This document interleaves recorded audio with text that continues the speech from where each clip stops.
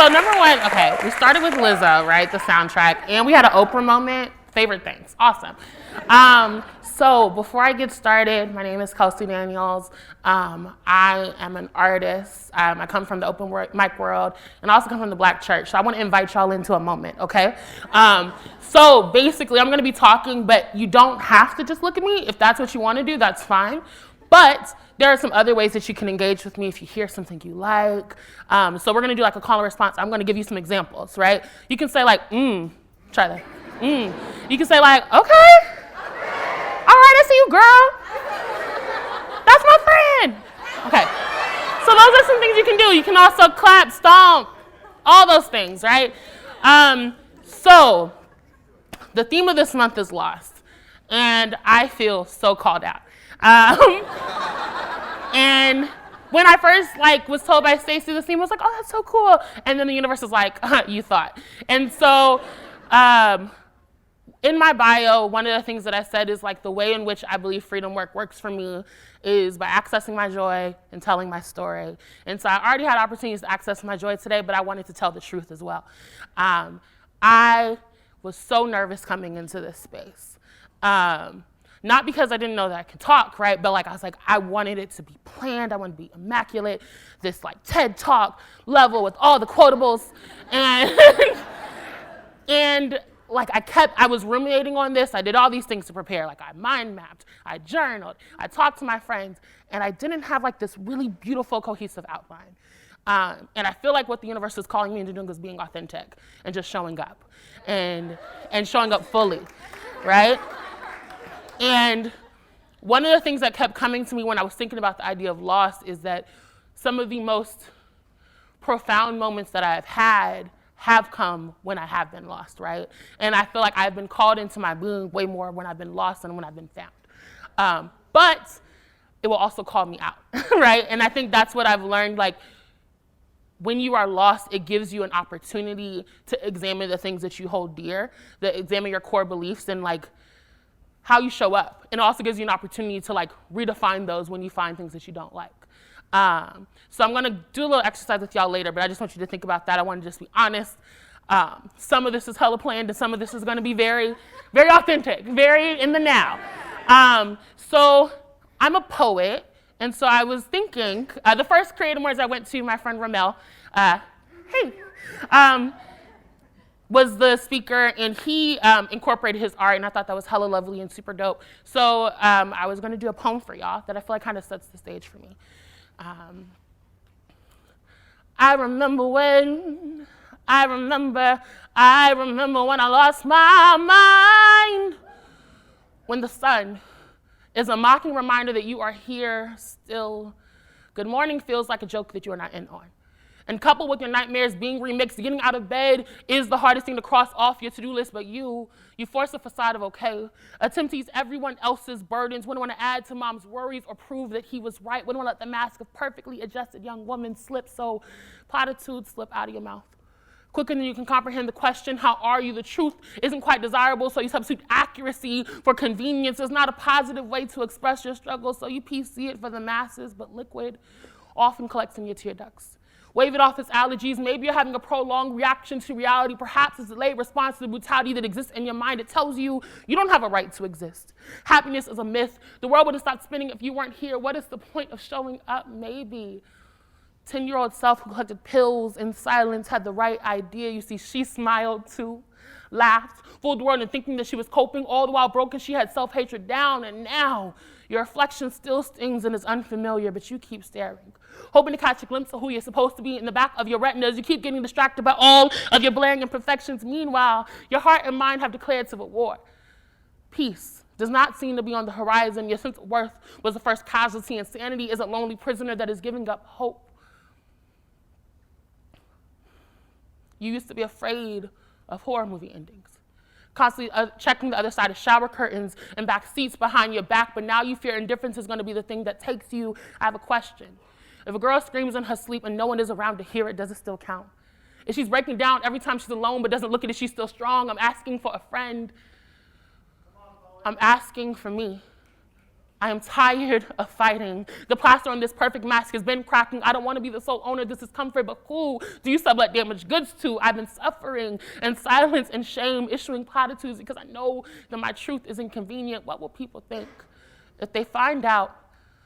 No, really, I'm fine. Is anything but. Cool. All right, we got that. Right? Y'all are supposed to clap after the talk.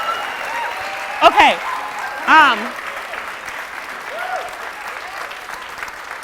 So narrating what I'm feeling right now, right? I'm used to doing that poem and then getting off the stage and it's like, boom. But it hits different when you're in front of a bunch of people and you still have like 15 minutes left. So that's cool. But I wrote that poem, or I finished that poem back in 2015. And it's one of the first poems that I got memorized and slammed and all these other things. And the thing I think that's beautiful about art and my art is it can be really general and specific at the same time. And so that poem is about a lot of things, right? It's about depression, it's about hiding. I went back to my old high school last month and I realized, like, as I performed, I was like, oh, this is also a narrative of exactly what high school was like for me. But it also has this moment of, I wrote this about a very specific time in my life. Okay, cool, we're gonna be present. So in 2012, I was a recent college graduate. I graduated from Hampton University, HU, Virginia, and I had a plan, right? My plan was graduate, I'm going to be teaching middle school math in Las Vegas. Anyone who knows me knows that teaching math is like, funny. But it was a plan, right? I got into Teach for America, and I was like, okay, I have 2 years to figure out what I want to do in life. So I go to Institute, and while there, I have a mental health challenge, right? And I ended up being hospitalized. And I'm actually going to click to the next slide. I ended up being hospitalized and being told that because of the time that I missed, regardless of if I got better, I wasn't going to be able to follow through with my plan. Was not going to be able to teach that summer or that year. And I remember being in a group and a therapist who I'm sure is a lovely lady was trying to convince me that, like, it's okay, I'm young, things will get better. And I remember looking at her and being like, lady, this is stupid. I don't want to do your group. And I remember telling her, no one's ever going to take me seriously, so what's the point? And I remember in that moment, like, wondering, like, okay, if no one's ever going to take me seriously, what's the point? I have to give up all the things that, like, made up my identity, right? Made up who I thought I was going to be. And looking back, when I realized when I said no one's ever going to take me seriously, what I was really saying is I don't know who I am outside of what I said I was supposed to be, outside of what I was supposed to be, who I was supposed to be showing up as, right? Ooh, y'all doing the response thing. That's cool. And so that was a moment for me. And I'd be lying if I said that, like, in that moment, I had this huge euphoria and, like, this revelation, and, like, I got it. It took me a while, right? It took me so much time for me to look back and, like, be like, that was a wonderful opportunity. And so what I'm not here today is to be like, in your moments of loss, it's just gonna be great, you know? I think that, like, these moments of loss, like the cards that are on your seat today, like, they call us into being, but they're also really uncomfortable. And I think that's what's really important, is acknowledging that they can be both, that we don't have to pick one or the other. When I was talking with one of my friends this weekend, I was talking about the idea of most of the time when folks talk about loss, they talk about, like, I was lost and then I got here and I'm good, right? I got to the other side. And one of the things that frustrate me the most sometimes when I hear about people's success stories is, like, they glaze over the work. They glaze over, like, all of the shit that took them to get to that point. And I'm like, no, that's cool. I'm so glad that you're happy now. What comes, like, where did it come from, right? And I think that that's really important, is acknowledging that, like, one, the other side is true, but every other side that I've gotten to has also come with its own loss, right? And so when we acknowledge that, like, The other side is true, but it doesn't excuse us from the fact that we are going to have to deal with loss.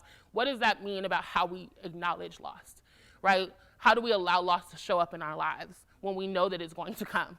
And we know that it can also be a space for all this growth. And so, time keep. Cool. So when I was sitting down and I was trying to think about loss, right, I did like this little like brain dump.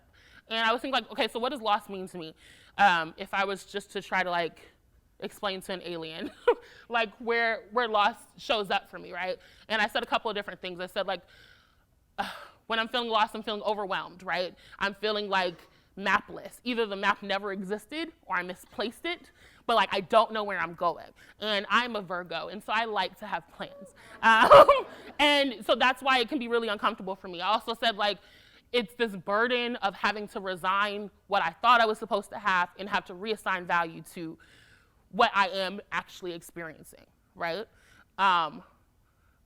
It's having to pause, it's having to pivot, it's having to ask the question, what now? It's having to either a U-turn or a complete 360, right? It's one of the W's or the H's unknown, the who, what, why, when, where, how. Like, I don't know, right? And when I have to sit with those things, it's uncomfortable, right? When I have to sit with those things, it's not fun, but it can also be an opportunity. And so I wanted to share with y'all, this is not Iyanla's Fix My Life, Oprah's Masterclass or anything, but one of the things that has given me some clarity when I'm feeling these ways is leaning on this mantra of yes and, right? And so yes and is an expansion for me, right, as opposed to no but. And so yes and means that I'm allowed to feel what I'm feeling right now. Like, it means that all of these things can be true. It means that it's complex. It means that, like, I don't like it, but also I'm here, and I guess I can't, like, phone it in. I have to show up, and all of these things. And the reason why I started saying yes and, so in my bio I talked about I help organize March for Black Women, right? And cool, yeah. And so this is one of the first big organizing things that I've done, and one of the things that came up is working with people who are dope community organizers, but also not great humans. Or great humans to me in a moment, right? And having to reckon with these things. And having to reckon with, like, yes, this person can be showing up in this way, but also this person is showing up for me in this way. And all of these things are true, right? And, like, learning to acknowledge and give grace to, like, all of these things are true. And for the same thing for me, there are people who would be like, yeah, Kelsey, she does check, please, and yeah, she does March for Black Women, but, like, she didn't respond to my text message. All of these things are true. Like, I'm allowed to be complex. People are allowed to be complex, and when we allow ourselves to sit in that, it gives us a little bit more room. So I did this exercise with my friend on Tuesday night, and like we were talking about like some of the questions about loss, and so I'm going to read them out loud. I'm going to give you a second to think about these questions, and I'm also going to answer and be vulnerable about like where these questions have led me. Well, first, let's do this because I'm interactive. Raise your hand if maybe you are experiencing some type of loss in some area of your life. Oh my gosh, I'm not alone, cool. All right, so like just, if you don't have to be super specific, but like shout out like a category of where in your life are you feeling lost? Work, career. It's a lot of voices. So a lot of things, right? I'm pretty sure everyone's not feeling lost in the same space, but we are feeling lost, right? But you also showed up this morning, right? So there's a yes and in that. And so my friend asked me these 3 questions, and then I thought, like, okay, yeah, you're right. All right, universe, I see you. Let's work. So what would the feeling of loss feel like if you allowed yourself to be there? So just marinate on that, right?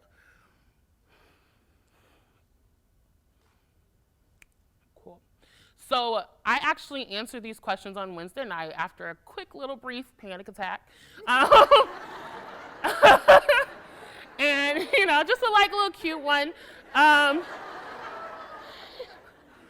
And the honesty in this moment, because I was sitting there trying to create an outline for today, and it wasn't flowing. I had all these notes, but I couldn't like streamline it, right? And I was like, what would it feel like if I allowed myself to be lost, right? Or what would it mean? It would mean that I would have to give up this idea of it having to be perfect. It would mean that I would have to risk the fact of like, it's not going to be rehearsed in like this amazingly like consistent, flowy thing. I have to deal with the fact that it's going to be memorialized on YouTube. And like, I could say some things that maybe I didn't mean to say in front of a group of 500 people, my close friends. My mom was supposed to be here. But like, you know, all these things, right? But it also means that I get to be authentic, right? It also means that I get to like actually say what I'm feeling and not what I was feeling on Wednesday on a note card. And so that's where it's showing up for me right now. The next question, what does lost give you, right? If we acknowledge that we're allowed to be lost, right? Everything gives us something. What does lost give me in this moment? I kind of answered it in the first question, but like it gives me the opportunity to be authentic. It gives me the opportunity to like look into people's faces and not on my phone. And it gives me the opportunity to like feel, right? And I think that's one of my superpowers. And I think everyone else has their own superpower of like, when you step back, you're not trying to solve for X, and you're sitting with like, what are the other things that I have? The things that I have right now that you can lean on. And so that was what it answered me. And then the last one, are you willing to allow loss to give you something? So when I responded to this, I was like, ... I guess. Like, but like, I asked that question, are you willing to allow loss to give you something? Because if you're like me and you're meticulous and you like plans, it's like, I guess I have to like put something down to open up my hands to receive it, and that's annoying. Like, I don't necessarily want to do that. But the reality is when you allow yourself to do that, like things can happen. And so one of the things that I wrote in my notes is when you allow yourself to move, even though it doesn't feel purposeful, stuff can still happen. I'm a case manager, and so I work with youth. And one of the things that's always been easier for me is to give people advice, right? And to like acknowledge good things in other people, not necessarily myself, you know, working on it. But like, and I think it's a human fact. So one of my youth was telling me about really big gains that they made, but also feeling like unpurposeful because their resume hasn't grown in the past 2 years, right? And I remember telling them, breathing is still movement. And like, when I said that, I was like, oh, okay, I guess I'll take my advice as well. But like, when we're breathing, it's still an opportunity. It's still a movement. It's not a lost moment because you're still here. And so I said that because I think about the projects that I've been allowed to like be a part of this year. I've done them lost. I've done them afraid. I've done them like completely overwhelmed. And the beauty that was able to grow from it is because I allowed myself to show up. And so I host an open mic, right? Yeah, it's my baby. I host an open mic, and it's called Check Please. And I call it Check Please, an open mic experiment, specifically because I wanted to create an opportunity to not have to be rehearsed, right? To not have to be like this like perfectly meticulous thing, and like invite other people to show up and practice and get an opportunity. But the funny thing that most people don't know is the first open mic was on June 27th. The first one was actually supposed to be June 13th, right? I've been working with Nick and Stacy, who are the amazing co-founders of You Belong Here. Hey!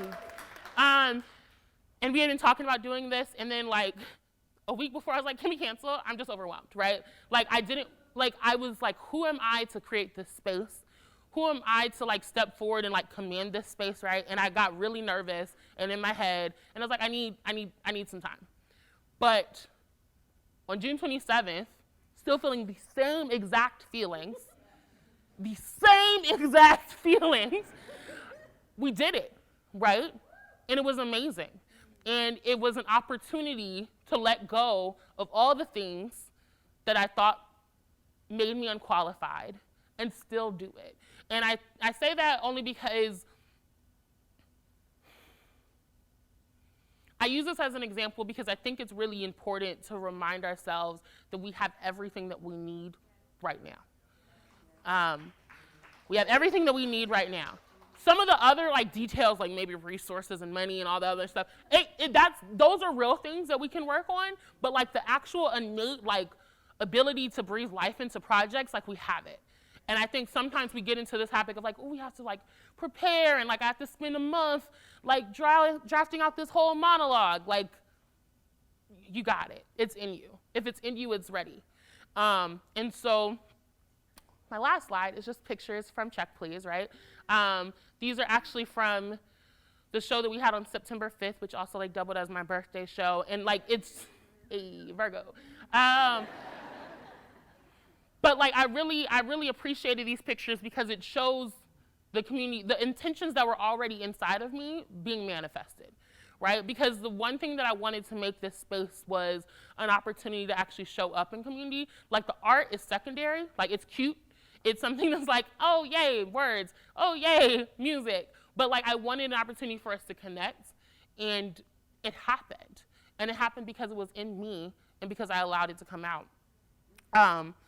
And so when I'm thinking about loss, the one thing I want to leave you with is like, show up anyway. Allow yourself to be lost and show up anyway. And so I'm gonna like stop because I know this was supposed to be like a Q&A thing. But thank y'all for allowing me to be here, lost and showing up.